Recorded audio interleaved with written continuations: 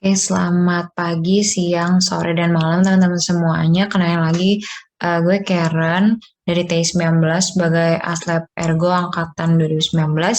Hari ini bakal jelasin tentang beberapa soal APK.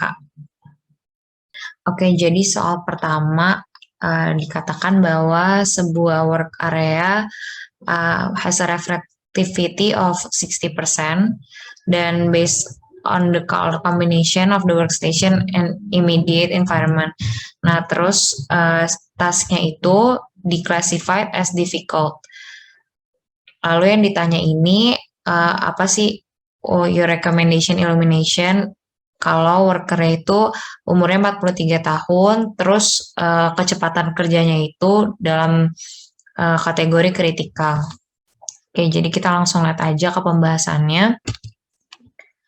Oke, pertama nih kita tulis dulu diketahuinya apa. Tadi ada reflectance-nya 60%, tesnya classified as difficult, umur pekerjaannya 43, dan juga speed dan accuracy-nya critical. Nah, setelah itu kita bakal lihat ke tabel yang 1B ini. Karena tadi dibilangnya dia tasknya itu adalah difficult, jadi kita pakai tabel yang ini. Nah, tabel yang ini itu bakal kita cocokin sama kategori-kategorinya yang tadi dibahas di soal. Jadi mulai dari age of worker, karena age-nya itu 43. Nah, kita lihat di sini 43 itu masuknya kemana? Ternyata 43 itu masuknya ke weighing factor-nya yang 0. Jadi di sini kita tulis weight-nya itu 0. Selanjutnya, reflectance-nya itu dikatakan di soalnya dia 60%. Kita lihat di sini reflectance-nya itu 60% masuknya di mana? Ternyata 60% ini masuknya di 0 juga. Jadi weight-nya itu adalah 0 di sini. Terakhir, buat speed and accuracy-nya, dia dibilangnya itu critical. Nah, kita lihat di sini, critical itu +1 buat weighting factor-nya. Berarti ada 0, 0 sama 1 plus 1. Nah, di sini kita tambahin total weight-nya itu adalah 1, di mana itu diklasifikasikan medium. Kalau teman-teman lihat di sini, if the total factor is -2 or -3, ya kita use-nya low illuminance value. Kalau dia +2 atau +3, dia high illuminance value. Berarti kalau di antara itu, yang dimana nggak dibilang, satu ini karena dia lebih kecil dari 2 tapi lebih besar juga dari -2, jadinya kita use-nya middle illuminance value. Nah, terus kita lihat di bawah sini, range of illuminance buat yang middle atau medium itu 150 Fc. Jadi buat jawaban soal ini dia itu membutuhkan paling enggak 150 Fc. Oke, buat soal nomor 2, di sebuah company, seorang industrial engineer ngedesain workstation nih. Desired brightness-nya udah di bold di sini 100 fl. Terus ada workstation-nya painted with medium green, reflectance-nya itu adalah 50%. Dan yang ditanyain adalah what illumination in foot candles would be required. Jadi berapa sih butuhnya di workstation ini untuk nge-provide brightness yang diharapkan biar sesuai. Terus ada pertanyaan juga tambahannya, kita harus ngestimasiin illumination yang dibutuhkan juga kalau di repaint workstation-nya jadi warna light cream. Oke, kita langsung ke pembahasannya. Jadi ada diketahuinya yang tadi luminance-nya adalah 100 fl dan tadi ada 2 warna ya, berarti ada medium green reflectance 50% sesuai dengan soal, dan juga kita diminta buat cari tahu tentang berapa yang dibutuhin kalau dia tuh light cream reflectance-nya. Nah, taunya dari mana persenannya ini? Dari tabel ini. Jadi ada tabel buat percent of reflected light-nya. Nah, di sini kita tinggal cari aja nih light cream. Nah, di sini kan ada light cream dan di sini tuh ada 75%. Jadi buat light cream-nya 75%. Terus ditanyanya ada 2, berarti illumination kalau dia medium green sama illumination kalau dia light cream. Oke, jadi buat perhitungannya itu rumus illumination itu adalah luminance-nya dibagi sama reflectance persennya. Jadi pertama-tama buat yang medium green, luminance-nya sama 100 fl seperti yang tadi di soal, dan reflectance-nya sesuai dengan diketahui di soal juga itu 50%. Di sini kita jadiin desimal, jadi 0,50 dan hasilnya itu adalah 200 Fc. Selanjutnya, kalau dia di repaint jadi light cream, berarti kita harus hitung untuk yang reflectance light cream. Sama caranya luminance dibagi sama reflectance. Luminance-nya 100 fl dan reflectance-nya 0,75 dari 75%. Hasilnya adalah 133 Fc yang dibutuhkan untuk light cream. Oke, gitu aja soal nomor 2. Selanjutnya ada soal nomor 3. Di dalam sebuah company, industrial engineer diminta untuk menyesuaikan work methods-nya sesuai dengan OSHA standards relative. Ini berhubungan sama noise exposures. Nah, di sini dia tuh menemukan kalau time weighted average sound levelnya itu adalah 100 dBA.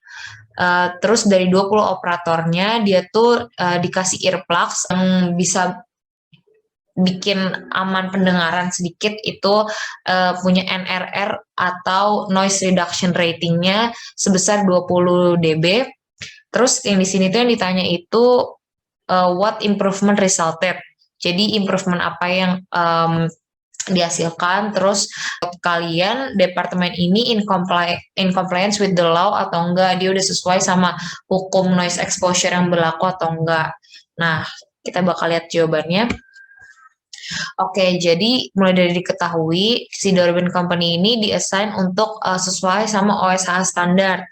Nah, pertama-tama kita tulis dulu nih time weighted average-nya itu adalah 100 desibel. Terus ada noise reduction rating-nya dari earplugs yang tadi itu sebesar 20 desibel nih dari earplugs-nya. Nah, ditanya itu improvement resulted-nya apa. Jadi, kalau misalnya ada noise reduction atau pokoknya kalau di soalnya itu dibahas tentang kayak dia tuh pakai earplugs atau earmuffs atau alat-alat yang bisa istilahnya mengurangi kerusakan pendengaran, itu kalian bakal pakai rumus yang ini. Jadi time weighted average dikurangin NRR dan ditambah 7 desibel. Nah, kalau kayak gini udah tinggal kita masukin aja angkanya, time weighted average-nya itu adalah 100 desibel, terus ditambah 7, terus dikurang 20 desibel dari earplugs. Nah, hasilnya itu 87 desibel. Nah, since the OSH limit itu buat 8 jam kerja itu adalah 90. Jadi jawabannya departemennya itu masih di-consider in compliance with the law karena dia masih sesuai sama standar dari OSHA. Oke, selanjutnya buat nomor 4. Jadi ada sebuah company yang terdapat following noise sources 0,5 jam dengan 100 desibel, 1 jam kurang dari 80 desibel, 3,5 jam 90 desibel, dan 3 jam 92 desibel.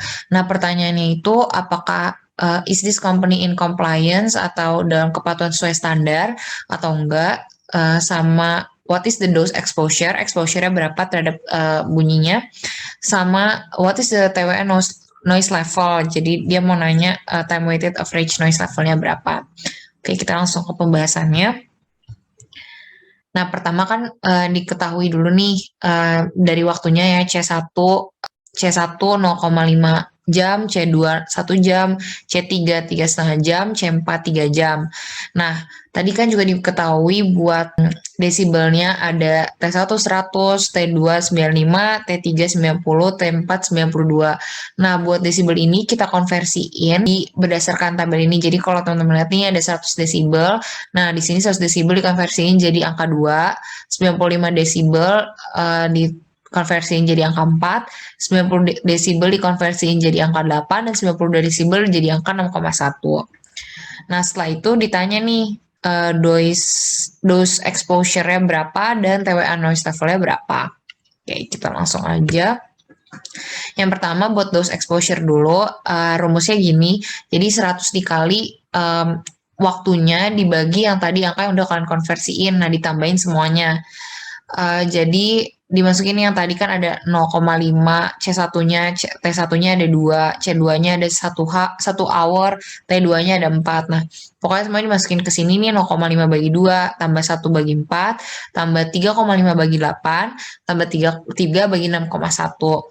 Nah, setelah ketemu hasilnya, nanti semuanya itu dikali 100, maka di sini tuh dapatlah 142,9%. Itu buat dose exposure. Selanjutnya buat tema noise levelnya, ini ada rumusnya 16,61 dikali log 10, dia pakai D bagi 100 dan ditambah 90. Nah, D-nya ini dapat dari D yang tadi kalian udah hitung sebelumnya, jadi 142,9 dibagi 100. Setelah itu, ini dihitung logaritmanya berapa hasilnya, dikali 16,61 dan ditambah 90. Nah, setelah dihitung, ternyata di hasilnya itu 92,575, yang kita pembulatan ke atas jadi 92,6 desibel. Nah, artinya ini company-nya not in compliance atau tidak dalam kepatuhan sesuai standar, karena tadi kan udah dibilang juga standarnya itu adalah 90 desibel buat 8 jam kerja. Kayak gitu pembahasannya buat nomor 4. Nomor 5, jadi seorang time study analyst di Durban Company develop the following snapback stopwatch readings. Yang teman-teman bisa lihat di sini ada 28, 24, 29, 32 ini sampai ke bawah itu dalam second. Jadi itu kayak waktu perhitungan dari stopwatch. Terus dia bilang juga ada performance factor-nya nih, ada performance rating-nya. Nah, allowance dari elemen ini itu 16% dikatakannya. Nah, buat yang ditanyain itu, berapa sih standard time-nya dari elemen ini? Jadi kita mau nyari nih berapa standard time dari semua elemen ini. Oke. Nah, jadi ini yang diketahui tadi dari snapback reading-nya dan ada performance factor-nya juga.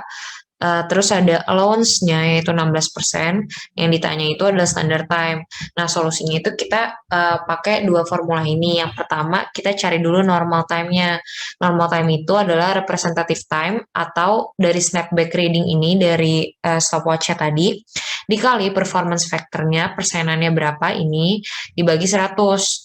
Nah, setelah itu baru kita bisa nyari standard time. Standard time ini dihitung dari normal time dikali 1 ditambah allowance, ini 16% dibagi 100. Oke, jadi kita karena banyak nih stopwatch-nya, jadi tuh kalian harus ngitung semuanya gitu buat tahu standard time-nya. Jadi kita coba ngambil satu contoh ya, misalnya yang 28 second ini dan performance factor-nya 100. Kita bakal coba masukin ke normal time. Nah, tadi kan normal time itu representative time. Representative time ini itu 28 second, berarti anggap 28 dikali sama performance factor-nya dibagi 100.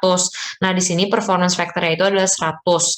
Jadi 100 dibagi 100 itu dia jadinya 1. Makanya di sini dia 28. Kenapa? Karena di sini representative time-nya 28, sementara performance factor-nya 100 dibagi 100 jadinya dia 1. Jadinya dia normal time-nya 28 gitu. Nah, buat yang standard time-nya, dia tinggal dimasukin aja normal time-nya itu 28 dikali 1 ditambah 16%-nya dibagi 100, hasilnya 32,48. Jangan lupa buat ngitung semua dari snapback reading ini ya. Jadi sama hitungannya ke kanan semua begini. Nah, terus setelah semuanya udah ditemukan standard time-nya, kalian harus cari rata-rata atau min-nya, karena tadi kan dia tanyanya what would be the standard time for this element. Jadi for this element berarti satu soal ini ya, maksudnya satu semua dari perhitungan snapback reading ini. Jadi teman-teman harus rata-ratain standard time-nya, dicari min-nya. Nah, ini udah dicari min-nya dan ketemu 32,6656. Jadi standard time-nya dari elemen ini adalah 32,67 second. Ini kalau mau dibulatin, kalau standard time dibulatinnya ke atas. Gitu. Oke, pertanyaan selanjutnya buat nomor 6. Kita diminta untuk mengkalkulasikan fatigue allowance buat seorang pekerja yang punya working heart rate-nya 130 detak atau beats per minute dan resting heart rate-nya 70 atau 10 beats per minute. Jadi ada dua heart rate, yaitu working dan juga resting. Kita disuruh nyari fatigue allowance. Oke, next. Oke, jadi fatigue allowance ini sama aja kayak rest allowance. Nah, kalau misalnya diketahui heart rate-nya, buat rumus dari rest allowance ini adalah rest allowance sama dengan delta heart rate dibagi 40 dikurang 1, baru semuanya itu dikali 100%. Nah, bisa kita lihat di sini rest allowance-nya itu dalam bentuk percentage nanti dimasukin ke work time. Nah, sementara delta heart rate itu apa? Itu merupakan difference atau perbedaan dari working heart rate dan resting heart rate. Jadi itu dikurangi nanti. Oke, kita langsung coba jawab aja. Jadi tadi kan diketahui working heart rate itu 130 detak per menit dan resting heart rate itu 70 detak per menit. Jadi di sini delta heart rate-nya itu adalah 130 kurang 70. Kita ketemu 60 nih delta heart rate-nya. Nah, tinggal dimasukin aja ke rumusnya. Rest allowance itu adalah delta heart rate dibagi 40 kurang 1 kali 100%. Dengan delta heart rate itu 60 yang tadi diketahui dibagi 40 kurang 1 kali 100%. Di sini ada 1,5 dikurang 1 dikali 100%. Nah, ketemulah kita 50%. Jadi, bisa kita simpulin kalau pekerjanya ini butuh 50% rest allowance. Jadi 50% dari working time-nya gitu harus dipakai buat jadi rest allowance. Nah, di sini ada notes juga kalau rest allowance itu merepresentasikan waktu yang dibutuhin buat pengujian tes yang memadai dan juga biasanya disebutkan atau diekspres as persentase dari total waktu dia berhenti bekerja atau beristirahat gitu. Jadi dia kalau ini dia 50% dari waktunya tuh seharusnya dipakai buat beristirahat. Buat soal selanjutnya dikatakan ada operator yang lakuin loading dan unloading 25 pound gray iron casting once every 5 minutes, jadi sekali setiap 5 menit dengan tingginya itu 30 inches. Nah, kita diminta untuk nge-calculate fatigue allowance-nya sama allowance kalau misalnya frekuensinya itu ditingkatkan jadi 5 per menit. Oke, pertama-tama kita lihat dulu buat diketahuinya ada 25 pound gray iron casting, frekuensinya once every 5 minutes, terus ada height-nya atau vertikalnya itu 30 inches, dan bisa dilihat di sini, buat yang ini itu by default aja, karena tadi kan nggak disebutin di soalnya. Nah, kalau misalnya emang nggak disebutin, ini standarnya begini, kayak H sama dengan 10 inches, terus dia diasumsikan 8 hour shift, good coupling, dan juga no twisting. Nah, setelah itu kita masukin ke rumus recommended weight limit dalam LBS. Rumus dasarnya itu yang ini, LC kali HM kali VM, DM, FM, AM, dan CM. Nah, tapi kan ini dalam LBS dan juga inch, jadi bisa langsung pakai yang rumus ini aja buat HM, VM, dan juga DM-nya.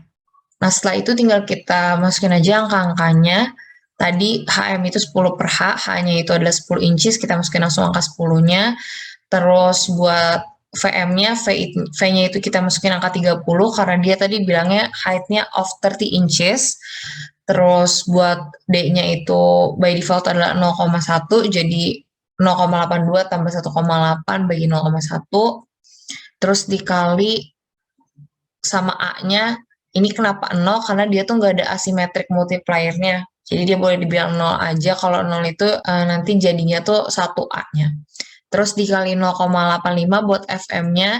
Kalau FM bisa dilihat di tabel yang ini. Kenapa dia 0,5? Karena tadi frekuensi awalnya itu dia adalah once every 5 minutes. Berarti tiap 1 menit itu dia itu cuma ada istilahnya 1/5 dari pekerjaannya. Jadinya dia kita bisa bilang kurang dari atau sama dengan 0,2 nih F-lift per menitnya. Dan V-nya itu tadi dia lebih besar sama dengan 30 inches, jadi kita ambil yang 0,85 ini. Kita taruh di sini. Terus buat CM-nya itu coupling multiplier itu juga 1, karena diasumsikan tadi coupling type-nya itu yang good, dan dia lebih besar sama dengan 30 inches, jadi kita pakai yang 1. Setelah dikaliin hasilnya adalah 43,35, kita masukin ke rumus lifting index, yaitu dengan 25 pounds yang awalnya dibagi sama RWL yang udah kita dapetin jadi 25 bagi 43,35 hasilnya adalah 0,58. Nah, dari lifting index yang udah ditemuin di awal ini, dia tuh no allowance is needed karena dia masih dalam batas aman untuk lifting indexnya. Oke, selanjutnya kita bakal jawab buat pertanyaan yang B. Kalau misalnya frekuensinya itu di-increase jadi 5 per menit, jadi ada 5 kali pekerjaannya per menit. Nah, RWL-nya tetap sama buat rumusnya. Perbedaannya itu cuma di frekuensi multiplier-nya. Karena tadi kan once every 5 minutes. Nah, sekarang itu adalah 5 per minute. Bisa dilihat di sini dia 5 kali pekerjaan per menit. Jadi kita lihat yang angka 5 dan V-nya itu lebih besar sama dengan dari 30 inches jadinya dia 0,35. Oh ya, kenapa kita pakai yang ujung ini? Karena duration-nya itu kita asumsikan 8 hour shift, jadi kita pakai yang 2 sampai 8 hours. Setelah dikaliin jadi hasil 17,85, sama kayak tadi juga, lifting index itu dari berat awalnya dibagi sama 17,85 ini, dan kita nemuin lifting indexnya itu 1,4, dimana ini tuh bisa dikategoriin jadi high risk. Jadi buat yang frekuensi yang di-increase ini, dia butuh allowance dari operator time-nya, karena lifting index-nya itu high risk. Selanjutnya ada soal work sampling teknik. Di sini dibilang dia mengobserv sebuah company yang dimana including typing dari tape recordings, filling, dan lain-lain. Nah, company-nya ini ada 6 typist atau 6 pekerja yang tiap pekerjanya itu bekerja 40 jam per minggu. Dan observasi yang diperoleh itu sebanyak 1.700 random observation, dan during the period observasi, pekerjanya itu nge-produce 9.001 halaman dari typing, rutinitas typingnya.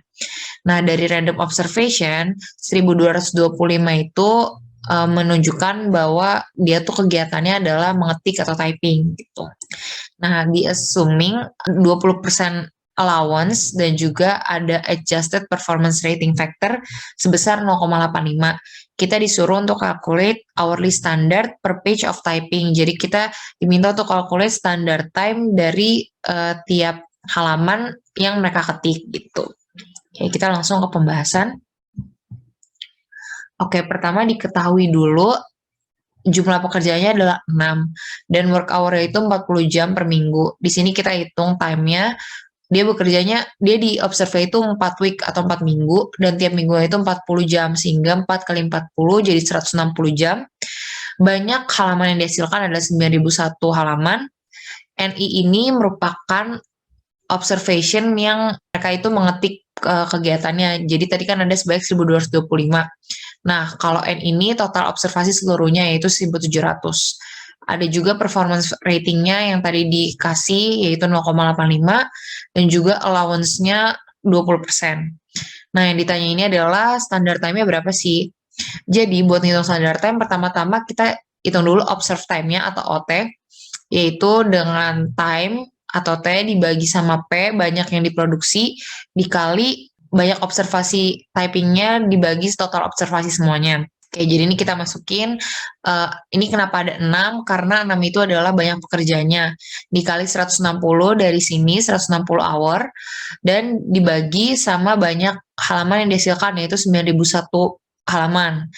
Nah, dikali sama 1.225 observation yang NI ini, dan N-nya adalah 1.700. Setelah itu dihasilkan 0,07685 yang dilakukan pembulatan jadi 0,077 jam per halaman. Nah, ini kan baru observe time. Selanjutnya kita harus mencari normal time. Normal time ini rumusnya adalah observe time dikali R dibagi 100.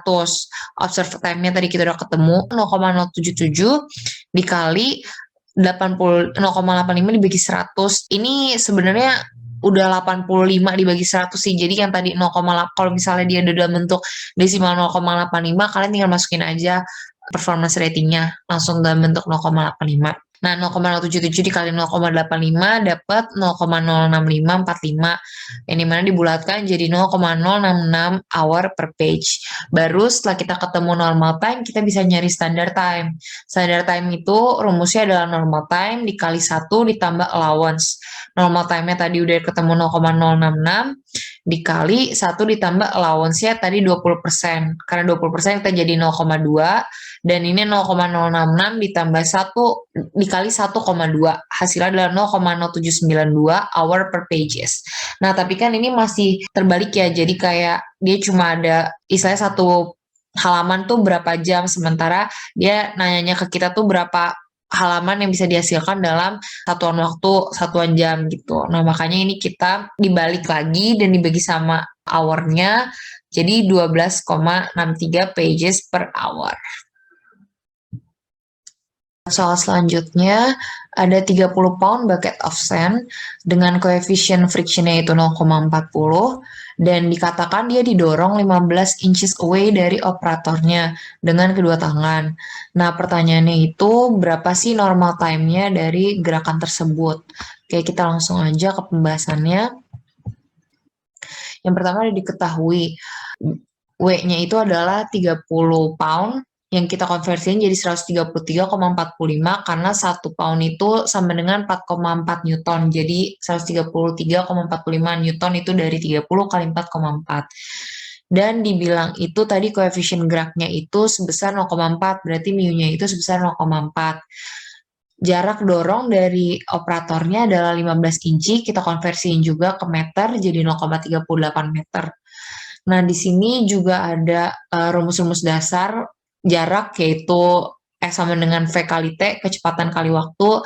Nah, di sini V sama dengan A kali T, percepatan dikali sama waktu, dan S sama dengan A dikali T pangkat 2. Jadi, percepatan itu sama dengan S per T pangkat 2. Jadi, kita nanti bakal pakai rumus-rumus yang ada di sini. Oke, kita mulai jawabnya aja. Dari mu sama dengan F per N, ini rumus awal dari gayanya. Nah, di sini itu F-nya itu ada 0,4 dikali 133,45 karena mu-nya tadi kan 0,4, terus N-nya itu ada 133,45. Jadi dikaliin dan dapetin itu 53,38 N. Nah, di sini kita masukin ke rumus gaya, tapi A-nya ini kita ganti jadi S per T pangkat 2 karena tadi kan udah ada rumus turunannya kan dari yang S sama dengan V kali T. Nah, di sini M-nya udah ada 13,6, itu didapetnya dari tadi kan 30 pound. Nah, kalau tadi buat yang W itu kita jadiin N, ini kita jadiin kilo. Jadi 1 pound itu 0,45 kilo dikali 30 jadi 13,6 kilo. Nah, 13,6 kilogram ini kita kali sama A-nya tadi. Nah, A itu S per T pangkat 2, S-nya kan udah diketahui yaitu 0,38 meter. Dan dibagi T pangkat 2. Nah, T pangkat 2-nya ini yang kita cari. Oke, langsung aja T pangkat 2-nya itu kita pindah ruasin, jadi T pangkat 2 sama dengan 13,6 dikali 0,38 dibagi yang tadi F yang udah ditemuin nih, 53,38. Nah, kita bagi 53,38, nanti bakal dapat hasilnya T kuadrat sama dengan 0,097 dan diakarin jadi T sama dengan 0,311 sekon. Nah, T-nya ini merupakan standard time yang tadi dicari. Selanjutnya kita diminta untuk calculate the equivalent in time use. Time use ini adalah time measurement unit of, ini ada 0,075 hour per piece, 0,248 menit per piece, 0,0622 hour per 100, dan 0,421 second per piece sama 10 pieces per minute. Oke. Pertama-tama kita itu sebenarnya fokusnya sama ini aja sih. Jadi kita bikin diketahui dulu. Di sini kita define dia 0,075 hour per piece, 0,248 menit per piece. Pastiin ininya udah clear. Jangan sampai kebalik misalnya piece per hour atau hour per piece nih. Kayak ini kan ada yang pieces per minute juga. Terus ditanyanya itu adalah calculate equivalent yang tadi udah bilang. Nah, di sini tuh yang perlu kalian perhatiin tuh sebenarnya ini aja, kayak 1 TMU itu equals sama berapa hour, berapa menit, dan berapa second. 1 TMU itu equal sama 0,00001 hour. Nah, itu equal sama 0006 menit dan equals 0,036 second. Oke, buat lebih jelasnya kita lihat lagi selanjutnya. Dan kita coba jawab satu-satu, mulai dari yang 0,0075 hour. Nah, cara ngitungnya sebenarnya tinggal ini kalau misalnya udah dalam bentuk jam atau menit atau detik, kalian taruh di sebagai pembilangnya 0,0075 dan disesuaikan aja sama yang di sini. Kan ini udah dalam bentuk hour, berarti dia yang hour. Nah, yang 0,00001 ini kalian masukin jadi penyebutnya, tinggal dibagi aja, jadinya 750 TMU. Nah, selanjutnya kalau buat menit nih ada 0,248 menit, dia jadi pembilang 0,248 menit, kita ambilnya TMU-nya yang menit juga, yaitu yang 0,0006 dibagi jadinya 413,33 TMU. Nah, selanjutnya buat yang C ini TMU in 0,0622 hour per 100. Perhatinya ini ada hour per 100-nya. Jadi 100 itu beda sama per piece ya, karena kan 100 itu 100, kalau per piece itu kayak satuan aja. Makanya di sini itu di convert dulu dia jadi per piece. Caranya tinggal dibagi sama 100 saja, makanya ini nolnya jadi maju kan, karena dia jadi jadi dia 0,0622 dibagi 100 jadi 0,000622. Baru kita calculate TMU-nya dari yang udah per piece ini dibagi sama yang hour tadi 0,00001. Hasilnya adalah 62,2 TMU per piece. Tapi kalau misalnya mau dijadiin per 100 juga bisa, tinggal balik lagi dikali 100. Jadi 6.220 TMU per 100. Oke, yang D ini adalah TMU in 0,421 detik. Jadi 0,421 jadi pembilang dan detiknya itu tadi ada 0,036 second. Tinggal dijadiin penyebut dan dibagi jadi 11,79 TMU. Nah, buat yang E ini dia kan rada beda ya. Jadi dia adalah soalnya 10 pieces per menit. Jadi dia pieces dulu baru per menit. Jadi kita kalkulasiin itu dia satu pieces berapa menit nih. Kan berarti kalau dia 10 pieces per menit, berarti dia satu piecesnya itu 6 second karena 1 menit itu adalah 60 second. Jadi 60 bagi 10 adalah 6. Jadi satu pieces sama dengan 6 second. Berarti kita tinggal nyari aja nih TMU in 6 second. Jadi 6 bagi 0,036 hasilnya adalah 166,67 TMU. Biasanya TMU ini by default tuh per piece. Jadinya kalau misalnya ada soal yang per 100 boleh aja dikonversiin ke per 100, tapi kalau misalnya nggak ada keterangannya biasanya itu per piece. Mungkin buat diktat video dari APK-nya segitu aja. Terima kasih buat teman-teman yang udah menonton juga. Kalau misalnya ada yang masih bingung, boleh langsung ditanya aja ke Aslab Ergonya. Semangat buat UAS-nya, semoga diktat videonya bermanfaat.